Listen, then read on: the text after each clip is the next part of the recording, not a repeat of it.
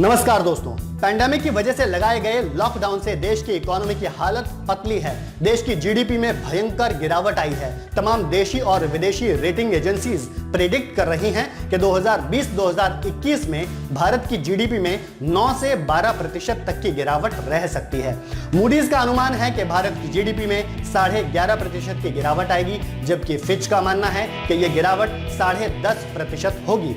उधर भारतीय एजेंसीज में क्रिसिल ने 9 और इंडिया रेटिंग्स ने 2020-2021 में भारत की जीडीपी में 11.8% गिरावट का अंदेशा जताया है। हालांकि उम्मीद यह है कि 2021-2022 में जीडीपी में 10% की बढ़ोतरी देखने को मिलेगी। अब सवाल यह है कि इकोनॉमी उभरेगी तो उभरेगी कैसे? क्या हर जगह से नेगेटिव संकेत ही मिल रहे हैं या कहीं कुछ पॉजिटिव भी है? इन सवालों के जवाब जानने के लिए हमें उस सेक्टर पर नजर डालनी होगी जिसका देश की जीडीपी में हिस्सा 7% है। यह सेक्टर है रियल एस्टेट सेक्टर। भारत का रियल एस्टेट सेक्टर करीब 8.5 लाख करोड़ रुपए का है और 5.5 करोड़ लोगों को रोजगार देता है। करीब 200 सेक्टर ऐसे हैं जो रियल एस्टेट सेक्टर से डायरेक्टली या इनडायरेक्टली जुड़े हुए हैं।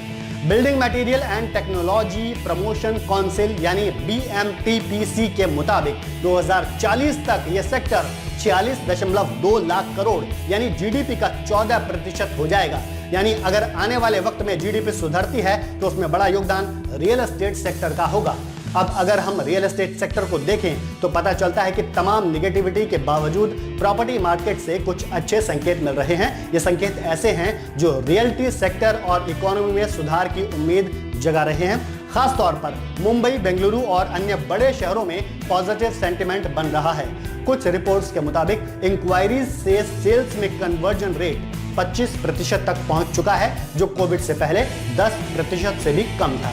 प्रॉपर्टी की सेल का एवरेज यूनिट साइज भी बढ़ गया है। अप्रैल से जून तक रेजिडेंशियल प्रॉपर्टी की सेल 81% तक गिर गई थी। नए लॉन्च भी 98% तक कम हो गए थे, लेकिन अब बड़े ब्रांड्स खराब हालत से उबर रहे हैं। जुलाई के महीने में प्रॉपर्टी की बिक्री में अच्छी खासी तेजी देखने को मिली है। अप्रैल से जून के बीच NRI कस्टमर्स ने इस तेजी में बड़ा योगदान दिया है। NRIs का हिस्सा इस बिक्री में 12% से बढ़कर करीब 25% तक हो गया है।